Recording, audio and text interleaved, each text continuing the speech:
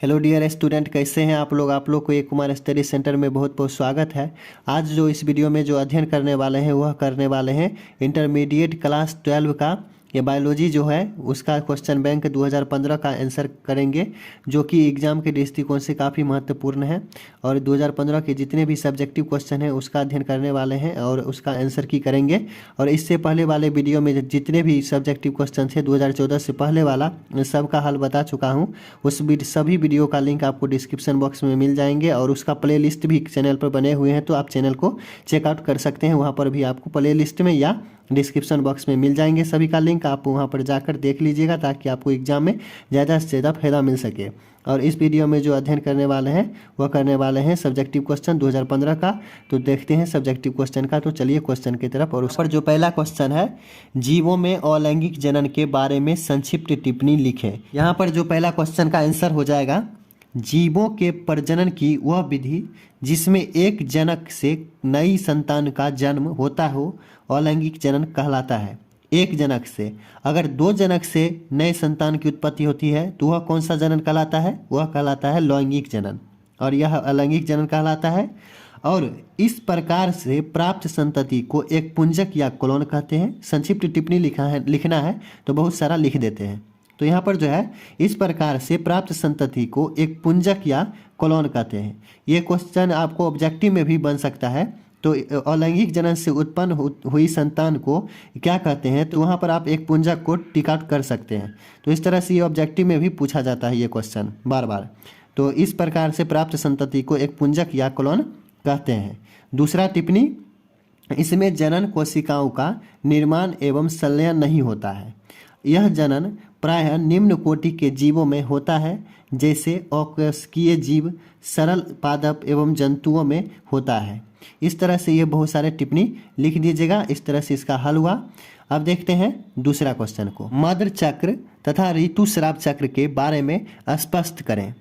तो यहाँ पर जो हो जाएगा मध्य चक्र, पहले मध्य चक्र के बारे में स्पष्ट कर लेते हैं, उसके बाद ऋतुस्राव को करेंगे। तो यहाँ पर जो है मध्य चक्र ओस्ट्रस साइकिल्स, तो यह हो जाएगा, यह नॉन प्राइमेट स्तनधारियों में जनन के दौरान चक्रीय परिवर्तन होता है। ऐसे चक्रीय परिवर्तन को क्या कहते हैं? मध्य चक्र कहते हैं। कौन सा जनन के दौरान चक्रीय परिवर्तन होता है उसे क्या कहते हैं? मध्य चक्र कहते हैं। और जो है जैसे गाय, कुत्ता, बिल्ली, चूहा, चीता आदि, ये सब में मध्य चक्र यानी कि ओस्ट्रल साइकिल देखने को मिलता है। यहाँ पर जो है नेक्स्ट पॉइंट, इस चक्र के दौरान एक ओएस्ट्रस काल होता है। कौन सा काल? तो ओएस्ट्रस काल होता है इस चक्र के दौरान। जब दूसरा पॉइंट, जब मादा के रक्त में एस्ट्रोजन का स्रावन अत्यधिक बढ़ जाता है और इसके कारण इनमें संभोग की तीव्र इच्छा विकसित होती है, इस काल में मादा नर के संपर्क में आती है।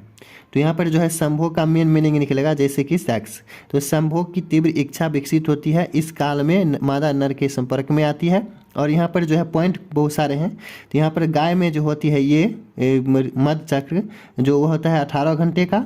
कुत्ता एवं बिल्लियों में जो होता है 1 हफ्ते का होता है। हिरन में हो जाता है 1 वर्ष का। ये काफ़ी लंबे समय का होता है हिरन में 1 वर्ष का, इसलिए हिरन को मोनोस्ट्रस कहा जाता है। क्या कहा जाता है? मोनोस्ट्रस। तो इसमें से आपको ऑब्जेक्टिव क्वेश्चन भी कुछ पूछे जा सकते हैं, जैसे हिरन को 1 वर्ष का होता है, मध्य चक्र कितने काल का? तो 1 वर्ष का।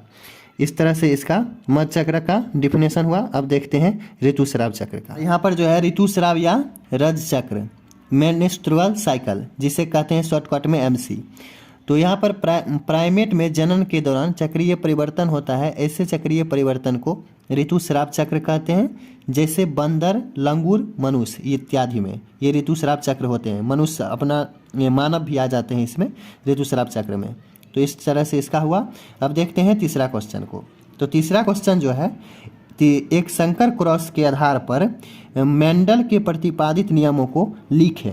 तो यहाँ पर जो लिखना है, तो आंसर में एक संकर क्रॉस के आधार पर मेंडल के प्रतिपादित नियम निम्न है। पर जो है पहला नियम प्रभाविता का नियम, लॉ ऑफ डोमिनेंस। दूसरा कारकों के पृथक्करण या युग्मकों की शुद्धता का नियम, लॉ ऑफ सेग्रीगेशन और law of purity of gamete. तीसरा स्वतंत्र अपव्यूहन का नियम, लॉ ऑफ इंडिपेंडेंट असॉर्टमेंट। इस तरह से यहाँ पे 3 नियम हुए। अब इसको डिटेल से देखते हैं। पहला जो है प्रभाविता का नियम, जब प्रभावी लक्षण का जीन एवं अप्रभावी लक्षण का दोनों जीन साथ में उपस्थित हो तो केवल प्रभावी लक्षण वाला जीन अपना लक्षण प्रदर्शित करता है। जब प्रभावी लक्षण वाला जो जीन होता है वह अपना लक्षण प्रदर्शित करने लगता है तो अप्रभावी लक्षण वाला जीन अपना लक्षण प्रदर्शित नहीं कर पाता, जिसे हम प्रभाविता का नियम कहते हैं। और दूसरा जो है युग्मकों की शुद्धता का नियम, किसी जीव में उपस्थित एक लक्षण के दोनों कारक कभी भी मिश्रित नहीं होते हैं, बल्कि युग्मक निर्माण के समय एक दूसरे से पृथक होकर अलग अलग युग्मकों में चले जाते हैं। तो इस तरह से युग्मकों की शुद्धता का नियम हुआ। तीसरा देखते हैं स्वतंत्र अपव्यूहन का नियम। तो प्रत्येक लक्षण 2 इकाई कारकों द्वारा प्रदर्शित होते हैं जो समान गुणसूत्र पर समान स्थान पर स्थित होते हैं। तो ये स्वतंत्र अपव्यूहन का नियम हुआ। अब चौथा क्वेश्चन को देखते हैं। डीएनए तथा आरएनए में अंतर स्पष्ट करें। तो डीएनए एवं आरएनए में निम्न अंतर है, बहुत सारा अंतर हो सकते हैं। तो यहाँ पर 2-3 अंतर को लिए हैं। डीएनए एवं आरएनए में अंतर, इसमें साइटोसिन, एडेनिन, थायमिन तथा गुआनिन नामक नाइट्रोजनी क्षार पाए जाते हैं। इसमें गुआनिन, एडेनिन, साइटोसिन तथा यूरासिल जैसे नाइट्रोजनी क्षार पाए जाते हैं। और इसमें दूसरा जो है डिऑक्सी राइबोज शर्करा पाया जाता है डीएनए में, और इसमें राइबोज शर्करा पाया जाता है। कौन सा? राइबोज शर्करा, इसमें डिऑक्सी राइबोज शर्करा। यह डबल हेलिक्स का होता है, यह सिंगल धागे की समान संरचना होता है इसमें आरएनए में, और डीएनए में डबल हेलिक्स संरचना होता है। तो इस तरह से इस 3 अंतर हुए। होप कि आपको सब समझ में आ रहे हैं। तो समझ में आ रहे हैं तो वीडियो को लाइक ठोकते चलिए। अब देखते हैं 5वां क्वेश्चन को। तो रासायनिक विकास के बारे में संक्षेप में लिखें। तो रासायनिक विकास का सिद्धांत ऑपेरिन एवं हेल्डेन ने प्रस्तुत की थी। कौन सा? तो ऑपेरिन एवं हेल्डेन नामक वैज्ञानिक ने प्रस्तुत की थी, जिनके अनुसार आदि पृथ्वी पर जीवन की उत्पादित परमाणुओं को जोड़कर अणु बनने, रासायनिक अभिक्रिया द्वारा अणुओं से कार्बनिक यौगिक का निर्माण, फिर बड़े कार्बनिक अणु और उनके संघनन से प्रथम जीवन संरचना की उत्पत्ति होती है, जिसे बाद में यूरे एवं मिलर ने अपने प्रयोगों द्वारा सिद्ध किया। कौन सा वैज्ञानिक ने? यूरे एवं मिलर ने अपने प्रयोगों द्वारा सिद्ध किया। तो इस तरह से रासायनिक विकास हुआ।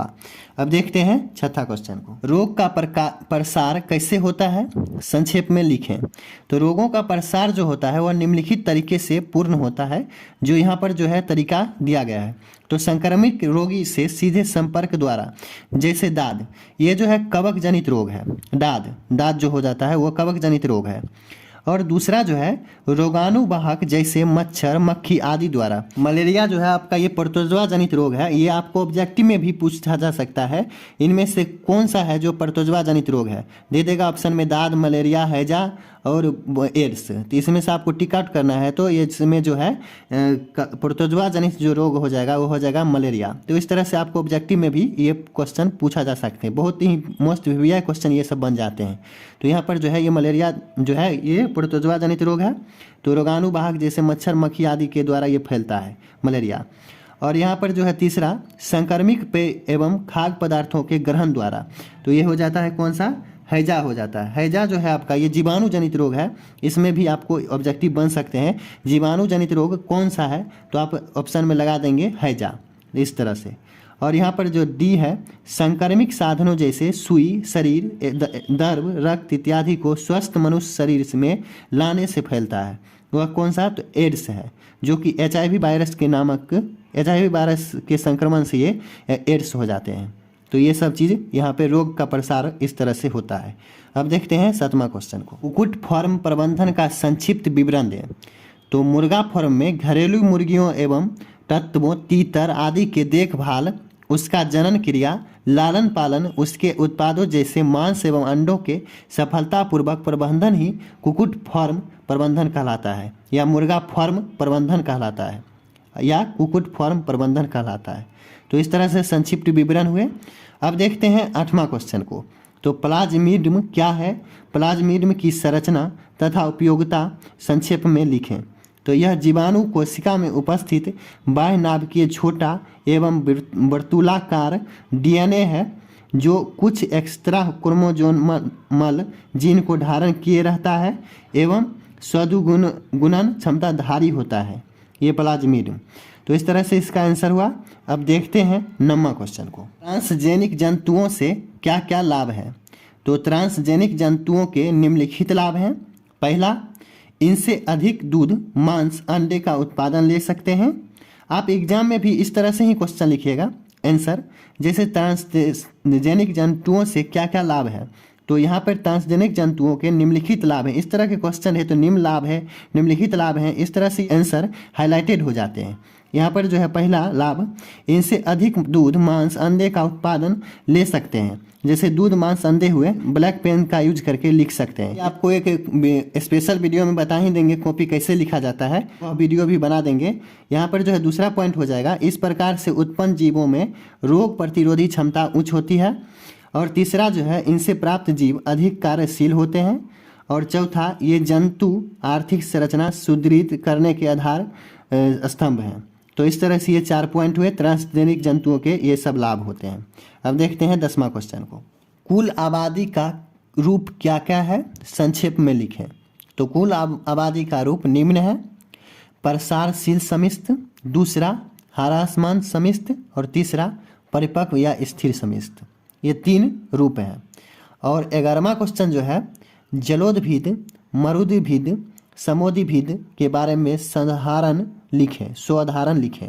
तो जलोदभिद वे पादप जो केवल जल या अत्यधिक नम मिट्टी में वृद्धि करते हैं जलोदभिद कहलाते हैं। जैसे कमल, जलकुंभी आदि।